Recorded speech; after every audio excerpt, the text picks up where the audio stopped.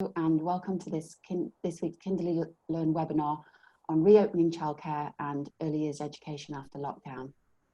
To those of you who haven't joined a Kinderly webinar before, my name's Tracy and I'm the host today. Thank you so much for joining us. As I said, we are welcoming so many people today. This is a really important topic, and I know there is a lot of anxiety and questions around how it's all going to work in practice when settings do start to reopen. So it's a real pleasure today to welcome two early years consultants that we trust enormously to help answer some of these key questions. So first off, we have the Early Years Lead for Achievement for All, Maureen Hunt. Welcome, Maureen. Morning everybody. And secondly, a 4 times outstanding childminder and early years consultant, Rebecca Martland. Hi, Rebecca. Hello, good morning everybody. Lovely to have you both with us. Thank you for joining us. Thank you. So we've got a slightly different format to the webinar today. We've prepared some questions for Maureen and Rebecca to answer, and no doubt you will all have lots of questions too. So to ask a question, we're introducing a new feature today. If you look at the bottom of your screen, if you hover there, you'll see a Q&A sign. Now, can we ask you to please type in all your questions into that section today, rather than using chat. For anything else, like suggestions, comments, ideas that you'd like to share with others, please do use the chat feature. That's the speech bubble icon. You click on that and you can type in your comments and ideas. Please remember though to select the option to send to all panelists and attendees so that everybody can share in your messages. So just to recap, Q&A if you'd like to ask a question, chat for anything else. So we've got a lot to get through today, so we're going to get started. The first point we want to make is that there has obviously been lots of guidance published last week by the Department of Education, pointing to a 1st of June start date. But it's obviously important to remember that this date is still provisional and it's dependent on the government reaching their 5 key tests. We understand that the government will confirm whether settings can start to open on 28th of May. So at the moment, the 1st of June is the earliest that settings can possibly open if they want to. The second point I just want to make is there's been lots of questions regarding the wisdom of the government policy that have been put to us already. I'd like to say that we're not here today to defend the government policy or to justify it in any way. Our aim is to really help you interpret and implement what guidance we've been given. We receive lots of questions along the lines of why have early years been prioritised when they are least able to keep socially distant, or why is it okay to see my minded children but not my grandchildren? Those are questions that I'm afraid we're just not in a position to answer. That's the government's responsibility. But what we can do is hopefully support you to open your setting when the time is right in a way that makes everybody, you, your children, your families feel comfortable. Okay, so enough from me. Leading on from this, my first question is actually about social distancing, and it's how do we keep children 2 meters away from each other? Rebecca, can I start with you on this? Yeah, I mean, I think the first thing to acknowledge is we're talking with very young children here, and young children don't social distance. They need that contact, they need that social interaction, and it's vitally important for all areas of their development. Fortunately, the government guidance has recognised that, and if you look in the actions for opening childcare and education, it does state that they don't expect young children to socially distance in the same way that they would expect an adult with the 2 metre rule and so on. And what they do talk about is just trying to minimise the mixing of groups. So I think Maureen will talk a little bit more about that in a minute, but within a childminding context, you know, you have got a small group of children in your home, and so it's kind of looking at those children together. Those children are going to mix together. Those children are going to talk to each other. They're going to hug each other. They're going to want to hug you. And all of those things are absolutely vital and really important. So I think it's about kind of looking at where you can minimise the risk. You can't eliminate it. And I think we're going to talk about that in a few moments, but in terms of social distancing with young children, it's not appropriate and it's not expected, and certainly within a childminding setting you would maybe look at whether you can keep your household away from the children. In a lot of households that won't be practical. If you've got young children of your own, they're going to mix with your minded children. If you're in a larger house and you've got maybe a separate living area, then maybe you can minimise the contact between your household members and the minded children. But you will need to decide what's best for you and what's best for your family and what's best for your minded children. And I think the other context is around wraparound children. So if you've got after school children perhaps coming into the setting who haven't been mixing with your minded children during the day, whether there's any element to be able to keep those children separate. But again, we're not saying you have to, only that you need to think about what will work for you and your setting. Okay. That's great, thank you. Maureen, have you got anything you'd like to add about that? Yeah, in a larger setting, this is going to be quite a complex logistical puzzle that you're going to have to solve. What the government are suggesting is that you have bubbles. So you have all your children in one bubble that come for the same sessions each week, for example. So you might want a bubble of 8 children that come along that are always together. And then you cannot mix those bubbles. So you can't say, well, it's a different 8 tomorrow and a different 8 on Wednesday. That's not going to work. So it's around looking at which children are going to be attending and creating bubbles that stay together and play together the whole time with the same members of staff. So that's quite a logistical problem. And in doing that, you may need to lose some flexibility for your parents. So you might be able to say, well, on this occasion, I'm sorry, but I can only offer you a space on these days and at these times, which is not desirable. We know that, but you know, we have to kind of think about the best way to minimize the risks. And then within those bubbles, you can either set up a space for them that they can have all the time, or you can set up individual bubbles around your setting, depending on the size, and rotate around on different days, so that, you know, one day you might have a bubble over in the woods and the next day your bubble might be inside. So your children are getting a broad, rich experiences, a range of experiences, but they're not mixing with other children in other bubbles in your setting. It will all depend on your context and your size of your setting.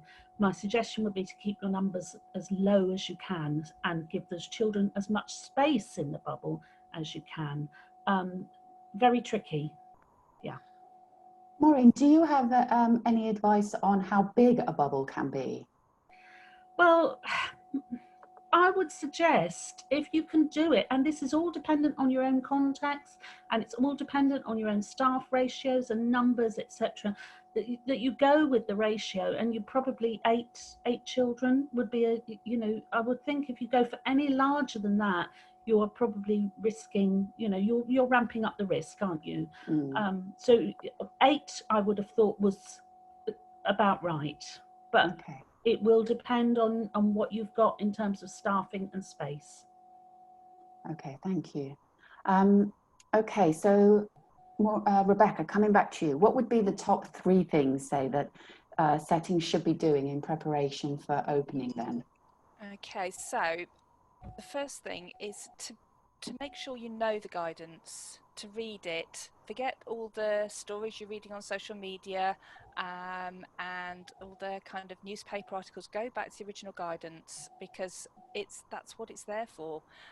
We're expecting imminently for the DfE to produce an early years toolkit that hopefully will bring the guidance all together. But familiarise yourself with that. Know what you should be doing. As part of that, put together a good risk assessment. Start from your existing risk assessment and then consider, what else do I need to do? What might I need to change? Is there anything additional that I need to do that I'm doing at the moment? And remember, when you're doing a risk assessment, it's about risk benefit. We're thinking about balancing those risks of contamination, of transmission of the virus, of children contracting the virus, and the severity of that against children's learning and development and their overall well-being. So you're kind of balancing their physical health against their emotional health and well-being, and it's a really difficult scenario to have to consider. Secondly, I would think about making sure you really connect with your parents, talk to your parents. Hopefully you've been in a kind of an ongoing conversation with them anyway over, over the past few weeks, but talk to them about, are their children coming back? Are they coming back in June, or would they prefer them to wait a bit? If they do come back, will they be coming back for the same hours? And what concerns have the parents got? What would the parents need from you in order to feel confident and safe for their children to return to you? So share with them your plans for reopening. Talk to them about, what measures you're going to put in place to help keep their children safe. And remember, it's not 100% guarantee. You know, this is all beyond our control. We can only do as much as is practicably and reasonably possible. We're not perfect. We can't do everything. And then finally, connecting with the children. Again, hopefully you've been able to keep in touch with your children, perhaps through Zoom calls and sending resources, activity ideas home, like with the Kinderly newsletter, that kind of thing. But making sure you know about what's happened to the children during these past few weeks. What's changed in their learning and development. It's a massive proportion, significant proportion of their lives, so things will have changed. What have they experienced during lockdown? Things like bereavement, just that loss of not seeing their grandparents or their friends on a regular basis. How have they responded to that? What are their worries? Are they happy to come back? Are they looking forward to coming back, or are they worried? Certainly with your older children, I've seen stories about children being frightened to go out of the house because they've heard, the stories of this horrible virus that's going to kill them all and kill all their friends. That's an extreme situation, but some children are genuinely worried. And also, has anybody in the family had the virus? Are there any well-being and health concerns about those children? So that's the three. So risk assessment, know the guidance. Actually, it's four, isn't it? Connect with parents and connect with children. Lovely, thank you, Rebecca. How about you, Maureen? What would you like to add there? Yeah, no, all of that I would agree with is applicable to your group settings as well. But I think one of the most important things in a group setting is you've got to connect with your staff as well. And that means all your staff, cleaners, meal providers, etc. If anybody that is employed or works in your setting, it's really important. You will have staff coming back who'll be anxious. Some staff may not even be able to return if they're shielding. So you need to really connect with them and work with them. There will be a significant number of changes that they will be expected to make towards in their daily practice. And if you work with them to find solutions, you're much more likely to be able to open more smoothly. The worst thing you can imagine for a member of staff is to arrive on day one of opening. Everything's different. They don't know what they're doing. They're not clear about their expectations, and then things will very, very quickly crumble. So it's really important that staff work in teams to sort this. Managers can only decide based on the individual context of their setting, their staff, their families, if it's safe for them to open. So the more you talk about things and the more you work together on those risk assessments that Rebecca talked about, the better prepared you will be. You may need to think about groupings, as I've talked about earlier. You may need to think about staggering start and finishing times, making sure staff are clear and ready. So that's number one. Number two, I think, is to plan your bubbles. How are you going to work and keep children in those bubbles? How are you going to make sure they get their meals? How are you going to make sure they get a good range of experiences? What are you going to do in terms of staffing? What's your backup if your staff go off poorly? There's a lot to be thought about in there, so that needs a significant amount of planning. And then obviously, of course, it's your environment then. That should lead you to start thinking about how you're going to set up your zones or your bubbles. How are you going to do your handovers, avoid pinch points at the beginning, at the end of the day? Some of the ideas that I've heard already is that some people are going to have staggered times, 5 minutes apart, so that only one parent comes at a time and a member of staff meets and greets their child and takes them in.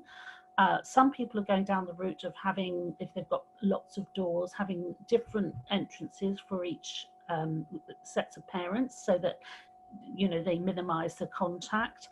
What you can't have is parents crowding around the doors at the end of the day waiting for their child to be, you know, to collect their child. So you'll have to think about how you, in your context, can signify to a parent they can come and collect their child.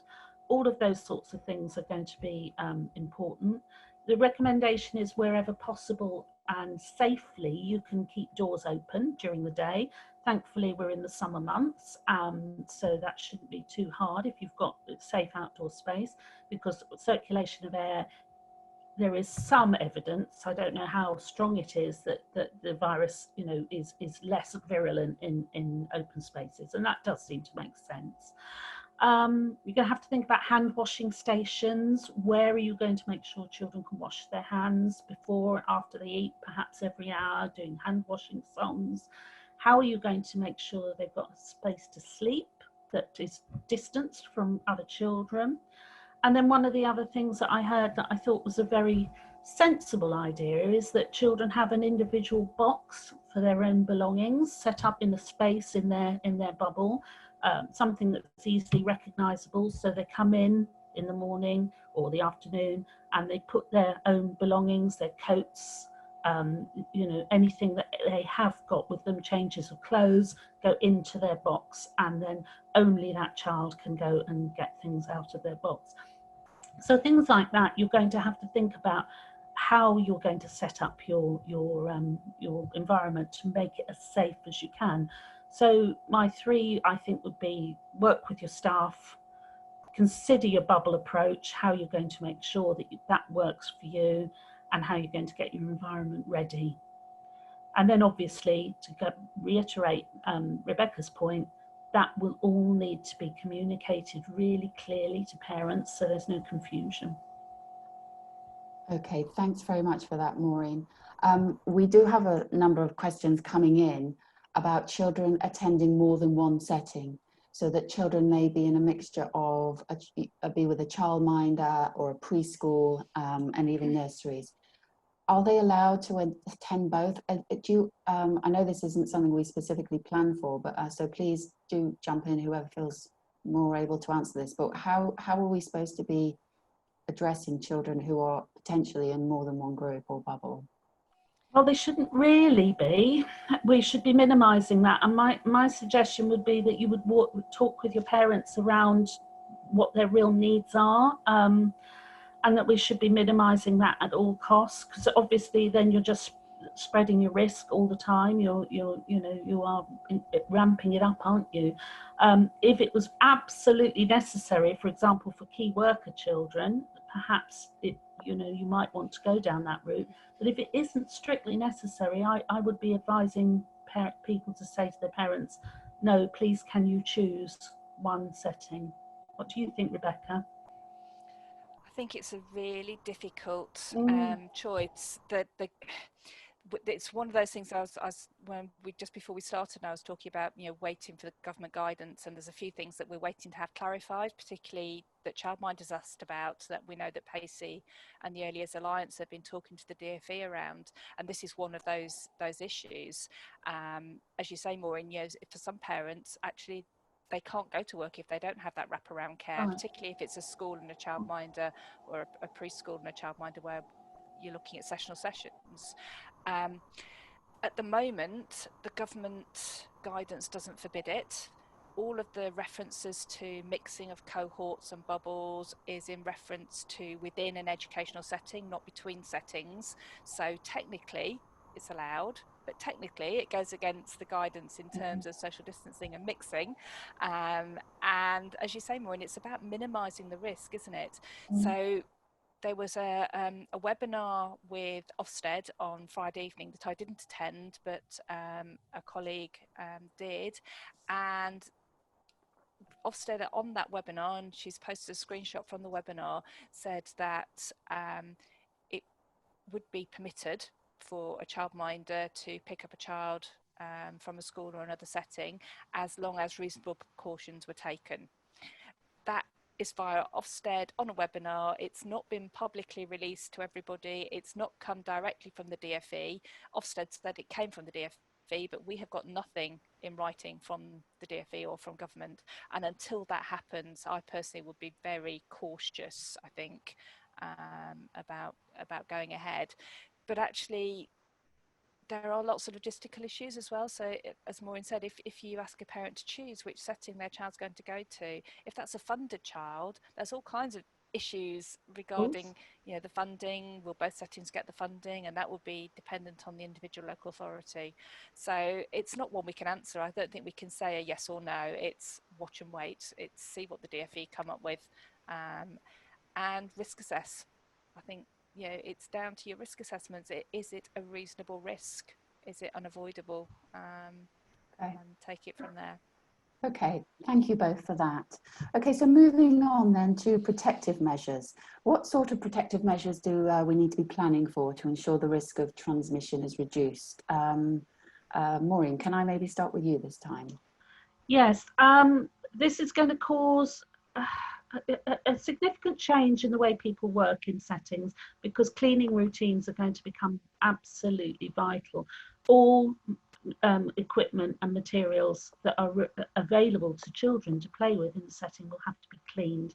Now, when I talk about cleaning, they say that the virus responds very well to hot soapy water for cleaning off. So you don't have to buy special bleaches. You don't have to buy, my understanding is you don't have to buy particularly, you know, expensive equipment, but washing down with hot soapy water is desirable for equipment that children handle.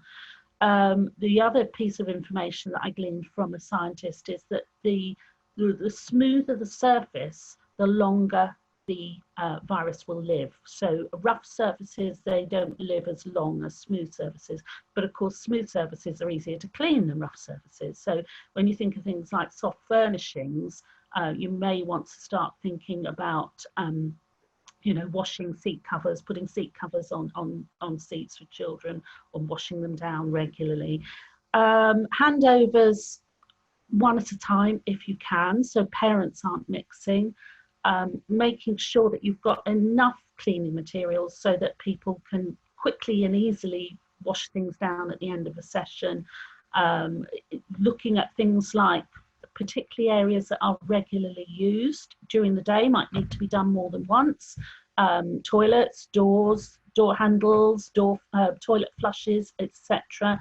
You know, you might want to keep wipes for those, and some people I know have said that they've involved children in that already, so that there are wipes around and children can quickly just wipe the toilet seat and toilet flush and the door handle after they've used the toilet. Things like hand washing, obviously, we've got to keep that up. That's got to be done regularly throughout the day. And they recommend, obviously, before and after meals. And then to minimise having to clean everything, a certain amount of materials that are individual to the child could be put into I talked about their individual boxes. So mark making materials, they could have a little sort of almost, not a pencil case, but a small box of crayons and chalks and things like that, that they keep for their own particular use. I'm not convinced it will work 100% of the time. I think these things will have a habit of getting muddled up, but at least it might reduce your having to wash things down all the time. And then suspending routines that actually deliberately bring children together, I think, is going to be really important. So if you have systems where you line children up, for example, if you know, to go to lunch, or you have circle time, you're going to have to think of a different way of doing those things, because actually, although we can't socially distance these very young children, we shouldn't be encouraging them to come into close proximity either. So, you know, maybe having a little mat on the floor that they can sit on when you're doing singing or stories and things that are away from each other and not close together. So things like that. Clean and wash hands, and basically that's about all you can do, really. There is some talk about PPE for nappy changing and things like that. It's not clear at the moment whether or not they will, PPE will be essential for nappy changing.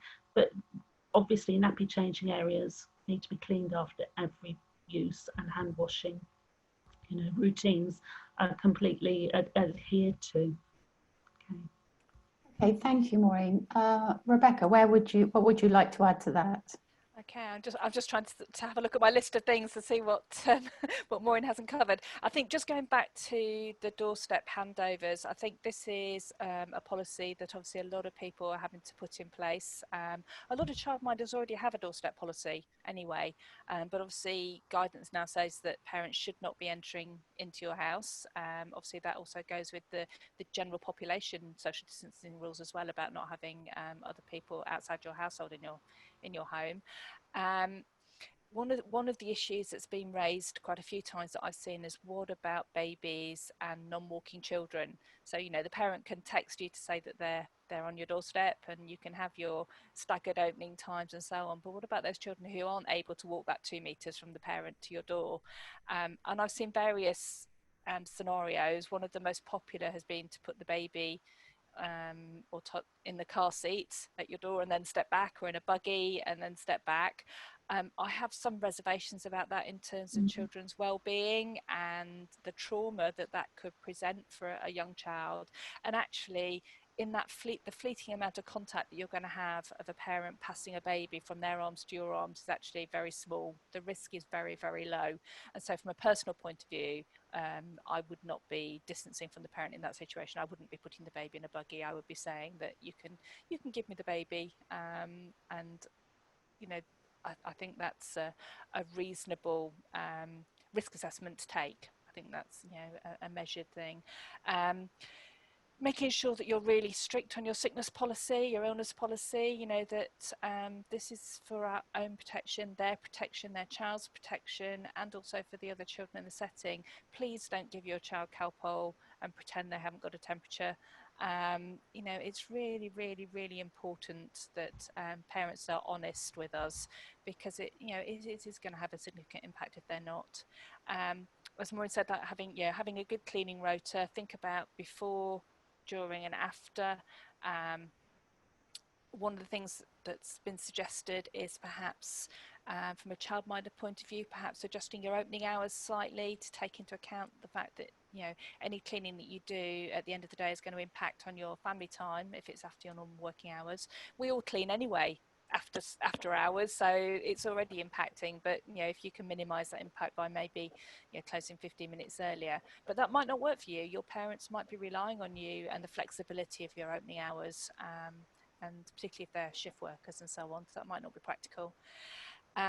Talked about good personal hygiene, maybe using songs and games to teach children, focusing on that catch it, bin it, kill it message, coughing and sneezing into your elbow if you haven't got a tissue handy.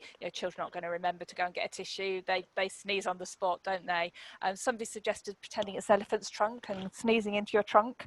I quite like that one. Obviously, in a childminder setting, removing those soft furnishings and all of that is not necessarily going to be practical. It's your family home. So think about other measures, maybe using a throw over your furniture that can be washed at the end of the day. Thinking about toys that can go in your washing machine, your dishwasher, things that you can put in the bath with a Milton solution or something similar to that.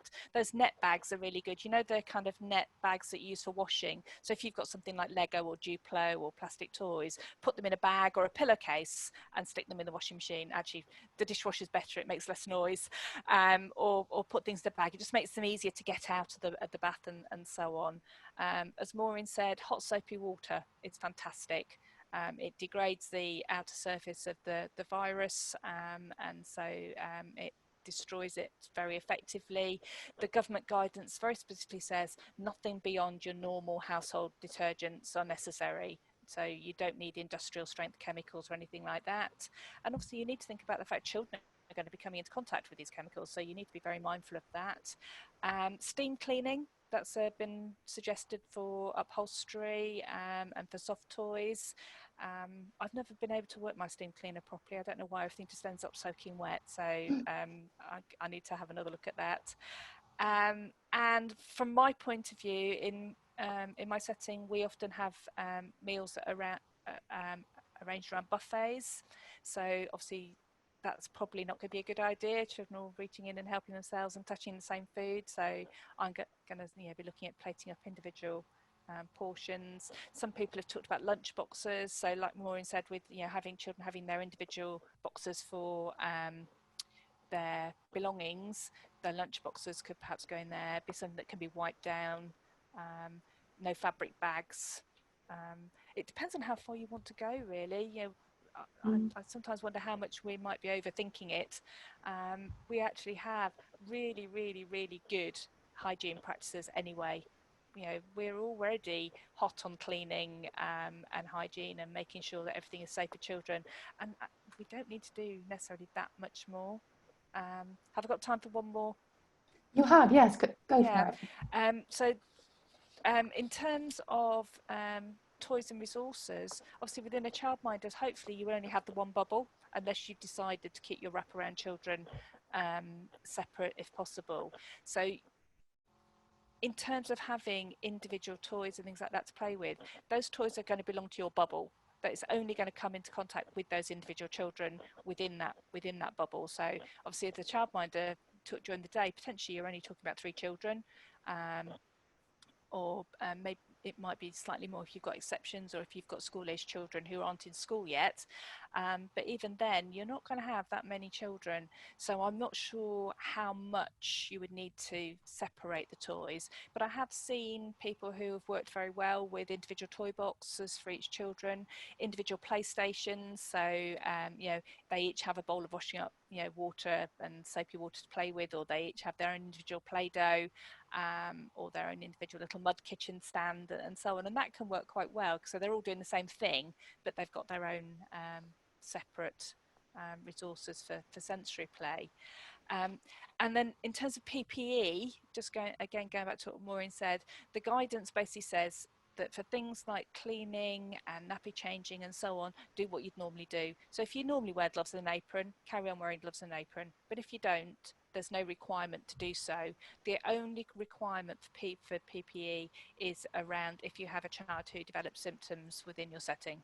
And in that situation, it's recommended that you do have a surgical fluid-resistant mask, gloves and apron, and a visor for if you've got a child who's coughing a lot or spitting or spluttering and so on. From a logistical point of view, the other issue with that is if you've got a child who has got symptoms, you've got to keep them separate from the other children. So it says in a separate room if you can, but at least 2 meters apart if not. Obviously, if you're wearing PPE to look after that child, you can't then look after the other children at the same time wearing that same PPE, because it will get cross-contaminated and you're going to transfer the infection potentially to the children. So that is something that you're going to have to really think about in your risk assessment. You need to plan ahead what happens if a child starts to develop symptoms in your setting and how you're going to protect them, and do you need to source some clinical grade masks and so on. Some local authorities have been providing, I've seen on forums that some local authorities have actually been providing that to their settings, but they do recommend places like YPO, and I've forgotten the others now, as possible sources to obtain those resources. Great. Just a quick question. If a child does have a temperature, is that a straightforward exclusion from the setting? Yeah. Yeah. Okay, good. Thank you. Yes. It's 7 days until they either it's 7 days exclusion, and then the guidance says until they're either tested positive or negative, but tests aren't available for under 5s. So depends on what age group you're dealing with. So it's the likelihood is it's 7 days, and I have written down just to remind me actually what the so if you've got anybody has symptoms, they self-isolate for 7 days in their own household for 14 days or until there's a negative test, or somebody else in the household develops symptoms. If it's a positive test, then the rest of the class or group, or in a childminder situation, that would be the whole household, then has to self-isolate for 14 days. Okay. So, If it's an under 5, the advice is to ring 111. Okay. So I think there are some very limited situations in hospitals where they will test under 5s, but in terms of the general population testing, it's not available for them. Okay, thank you. Yeah, so you clarified that. Great. So what I think we'd like to move on to now is just the issues of toys for children. Yeah. Soft toys, loose play, sand, mud, all these sort of things. I think there's been various rumours floating around about what you can and can't do. So how would you deal with the issue of, you know, toys within the setting? Maureen, can I come to you first with that? But are you able just to reposition your camera slightly, because we seem to you've slipped down ever so slightly. And Better? Yeah, perfect. Thank you, Maureen. Brilliant. Okay. This is tricky, but if you stay in your bubble and you have toys that are easy to wash down, then I think you're going to be okay.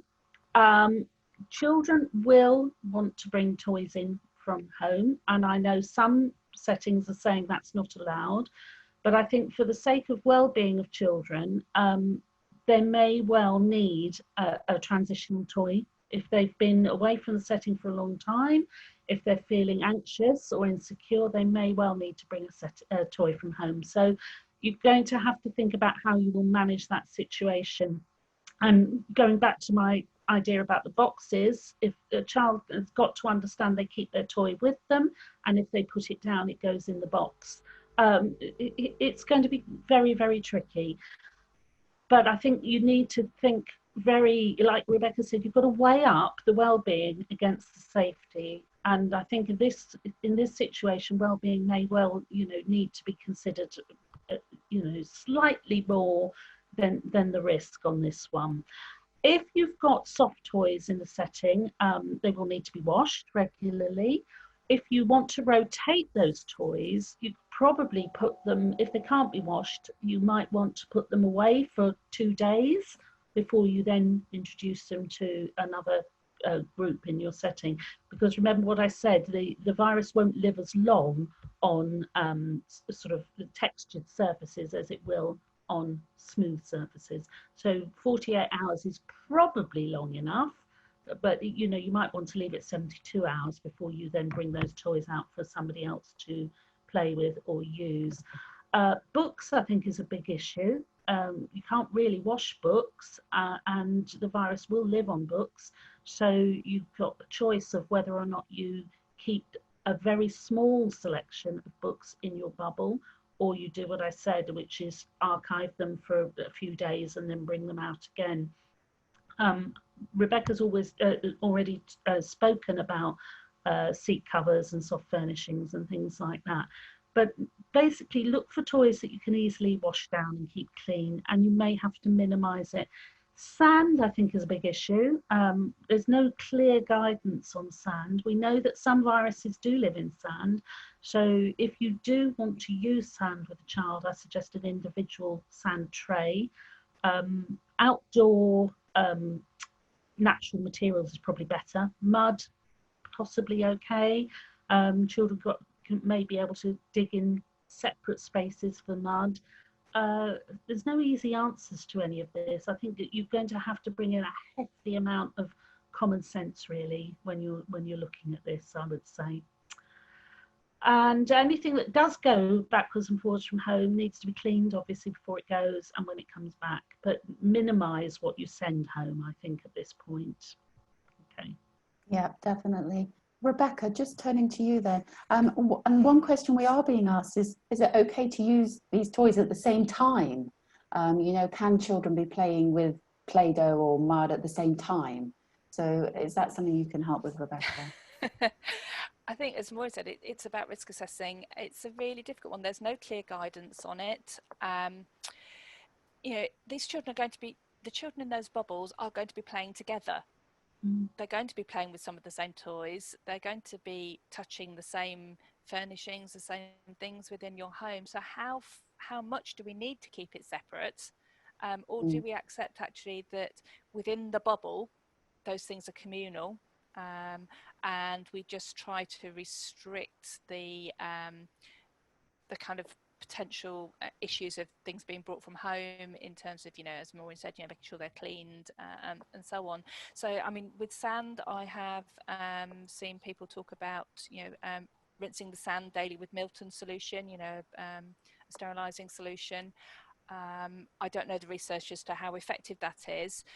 So it's actually probably going to be down to individual choice. I know people aren't going to like to hear that. They want a clear yes or no, you can do it, but there isn't a clear yes or no, you can do it. Messy play, sensory play, there is always an element of risk of contamination. Anything that you do outdoors, there's always a risk of contamination. Children are not clean animals. They thrive on dirt. They build up their resistance to illness by playing with dirt. And so, it's a really tough one. I think I would probably go down the route personally, just for ease of, if they're playing with Play-Doh, I will give them their own individual batch of Play-Doh. But I tend to do that anyway, just because it works, it's easier. And actually, there's something quite nice about playing with individual sand trays and things like that. But it might not be practical for your setting. And for your home, so you need to risk assess and decide what works for you. If you can wash your sand, I think guidance at the moment is for archive things is 72 hours. So if you can rotate things and leave it for 72 hours, you can be fairly sure that risk is removed. I saw somebody just very quickly put a thing about books, which Maureen mentioned. Somebody had said, well, what about if we just wipe the outside or put plastic on the outside? But that doesn't help you with the pages. Sorry, I've gone off on a tangent from your question, Tracy. Sorry. Was there anything you wanted to add about toys, bringing toys from home, or comforters, things like that? I think you've covered that, haven't you? I think so. I mean, I think, as Maureen said, resources. Those comforters are really important to children, and it's also very important to remember that they're not always in the form of a teddy. It might be a toy car that represents all they feel about home and their connection with home. It could be something really obscure. It could be a teaspoon. So it's just remembering that thing that child has brought from home to them represents home. It represents security and safety and all of those things. So we need to be really, really sensitive with how we deal with that. I mean, one of the suggestions I'd had was perhaps, the child can have unlimited access to their comforter, but they need to stay in a certain place with it so that it's, and that other children don't come into their space while they're, cuddling their cuddly or their teddy or with their individual car. And obviously clean them things as best you can when they come into the setting. And that children wash their hands, obviously, whenever they've played with something from home. It's about minimizing risks. We can't eliminate it. Absolutely. Okay, so just moving on to one of the ideas that have been recommended in the fact that using outdoor space, which is a positive in terms of early years and play anyway.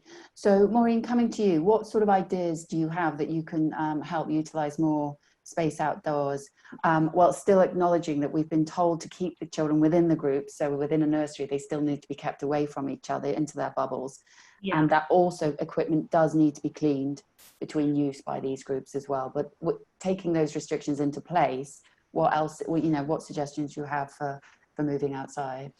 Well, this is all really dependent on your context. Some settings are very, very lucky and they've got large outdoor space, so they could effectively run all their bubbles outdoors and they can rotate equipment around. Some settings may have a small outdoor space, so you may have to restrict your children to say, this is your day for playing outdoors, and another day you might be indoors. You have to make the decision based on your own context. But if you can get children outdoors as much as possible, it does minimize the risk, and it will be more beneficial for them. Ideas that you can use are maybe to put up tents or gazebos to designate little hubs and have little sleeping mats in there for children. Obviously, equipment needs to belong in your bubble. So if you're using large blocks outside or anything like that, then they stay within that bubble and then they get cleaned at the end of the session. as much natural materials as you can possibly use. So if you've got a little forest area, you can have a forest bubble day where you go and you build things with sticks and you do your woodland activities. Um, what you've got to think about is how many children can I safely have out here in my bubble, and how am I going to, designate the areas for them. And I'm not suggesting chalk on the ground, because that just isn't going to work. I mean, you're going to have to think a little bit more about physical ways of separating up your outdoor space. So something like tents or gazebos may need to work. The more natural materials you can use, the better. I'm a firm believer that children don't need heaps of toys outside. They will integrate with the natural environment if you let them. So little mud areas, and Rebecca talked about that earlier, little loose parts that they can use, things they can easily wash. You can have outdoor water trays with soapy water in for them to play and wash things themselves, as part of their outdoor experience as well. Thinking about where they're going to eat their meals. Can they eat their meal maybe in their tent? I know somebody was speaking yesterday, have gone out and bought vinyl mats for the children. So each child has got their own designated space for sitting, for, as Rebecca said, for cuddling their toy, for eating their meal, for having their box of things that are particular and for them to use. So it depends on your space. You might be able to get out every day. You might only be able to get out with your bubble once a week. It depends on what you've got. But keep your doors open if you can as well, and keep your windows open, and keep the area well ventilated if you can't get outside.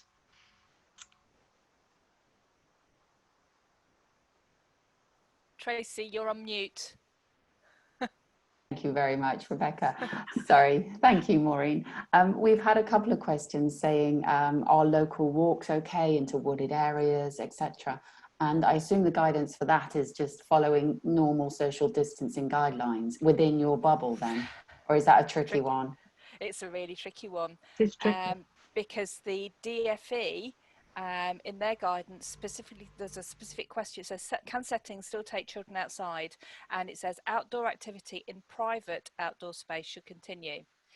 Obviously, social distancing rules, you can only go out with members of your household. But the YFS requirement for outdoor play has not been supplied, and that states that if you don't have a suitable outdoor area, you can use, might need to go beyond the setting, unless that's not practical. So there's it's conflicting requirements. Ofsted have said to a childminder, again, it's a screenshot, so it's secondhand information, that it is okay to take children on outings as long as you social distance from other groups. So again, it's one of those things we're waiting for clarification from the DFE. Okay. I think personally, so long as you, as Maureen said, as long as you follow the social distancing and you think about it very carefully, you risk assess, I would probably still take the children to those outdoor locations because they're so valuable. And obviously, particularly if you're limited on space, if you've only got a small garden and you've got open outdoor area and you're trying to keep your bubble separate, being able to take them beyond the setting makes sense. But as I say, at the moment, the only DFE guidance, official guidance we've got, is that bit about outdoor activity in private outdoor spaces. So you'd perhaps need to go back to your insurance company, and most insurance companies just say you're covered as long as you're following government guidance, but it might be worth just checking with them first, just to clarify. Anything else you wanted to add there, Rebecca, on outdoor use of resources? No, I mean, I think Maureen's pretty well covered it. I think, if you can, for childminders, most of the childminders I know live outside anyway most of the time. We spend and a lot of settings as well. We know the positive benefits that being outdoors brings, not just in terms of children's creativity, but also for emotional well-being. The positive things of just seeing something green has been shown to be really really strong. Mm. So things like meals outdoors, but also sleeps. Children can sleep outdoors as well. A lot of children sleep better outdoors than they do indoors. So look at that. I think the only thing I would say, something Maureen mentioned about tents. Obviously, it needs to be maybe a gazebo might be Yeah, better, definitely. because obviously what you're trying to avoid is children in small enclosed spaces. So you need to be very careful with things like dens and tents. Whereas normally, we would be encouraging those small enclosed spaces. Obviously, the risk of transmission is much higher, Okay. because the ventilation isn't as good and they're very, very close to each other. So it's just bearing that in mind. Okay. So we've just got under 10 minutes left. What final advice? I'd just like to say we've had over 100 questions. So thank you to everybody that has asked a question. There wasn't any way we're going to get through all of those 111 questions today. What we do plan to do is do a written response to you for any that we've not been able to address specifically on the webinar today, and we'll make those available to you. So in the final sort of 8 minutes or so, Maureen, have you got any sort of final tips that you'd like to put forward for people? Yeah, I think to reiterate that you can decide whether or not it's safe for you to operate and how you operate. Safety and well-being of children are got to be the two sort of guiding factors here. And don't forget the well-being of your staff as well. Make sure you keep a careful eye on them. They may well be very anxious. So if you're a manager and you've got staff, be mindful of their well-being as well, because anxious staff can't support children. So the only thing really to focus on is to make sure children and parents and staff feel secure and happy. Then slightly, just to be aware of signs of trauma and regression, and really be on, real lookout for children that you may need to start looking at safeguarding procedures.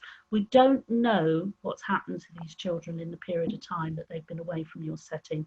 So make sure your safeguarding policies and procedures, and even training if possible, is up to date, so that people are aware of looking out for signs of children that have not had a positive experience during this lockdown. Keep checking in with your staff and your parents. Keep risk assessing as you go, and be kind to yourself. This is a huge change. Don't beat yourself up if you think, gosh, I'm not doing this right, I'm not getting anywhere with this. Just take your time, be kind to yourself, and keep talking to the people around you and making decisions together, and then you'll feel better. That's brilliant. That's really helpful. Thank you, Maureen. A very important point to make. How about you, Rebecca? What would you like to Yeah, I mean, say? I would echo what Maureen said. You need to consider the impact that opening has on you, your family, and only open if you feel it's the right thing to do for you, and if you feel confident and comfortable, really, in are those safety measures and everything else that you're thinking about in place, and do you feel okay about it? If you do decide to open, think about your opening hours. A lot of people have kind of seen this as an opportunity to review what they're offering, and to kind of almost like a fresh start, really. Particularly those childminders who are working really, really, really long hours and have appreciated having that extra time at home with their family. So bear that in mind. Children who are returning to your setting, as Maureen said, you don't know what experiences they've had, so try and find out as much as possible about it. And remember, they actually might be quite traumatised. They might be quite scared about all the changes that have happened, and so expect separation anxiety and general anxiety. Expect changes in their behaviour, and be really, really patient, and really emotionally responsive to those children. On a practical level, make sure that you've checked contact details and that they're up to date, bearing in mind that for a lot of families, it's often been the grandparents who were the emergency contacts, and those, they may not be appropriate to have as emergency contacts now, so parents might need to review that. Parents need to be available to come and collect their children. That is a really important thing.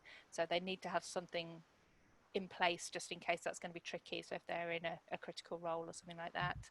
And finally, well, actually not finally, but EYFS, some of that has been disapplied. So for example, we don't have to do 2-year checks at the moment. And there are some other aspects of it that have changed. But we should still be, you know, keeping an eye on children's development, observing them, and so on. Those learning and development requirements are still in place, but in a kind of diluted way. So we don't have to do lots of recording. I know a lot of people have been panicking about, you know, how are we going to do all the normal paperwork that we do on top of all of this, and so on. You don't have to. There is no requirement to write any of it down, to record any of it. If you want to, that's fine, but please don't kind of beat yourself up. As Maureen said, be kind to yourself, be flexible. Things are changing all the time. Don't get overwhelmed. Think about your own well-being and your own mental health first, really, because it's like on a plane, isn't it? If you haven't got your oxygen mask on, you can't look after anybody else. So yeah. Really good simile, thank you. Yeah, absolutely, and a really good analogy.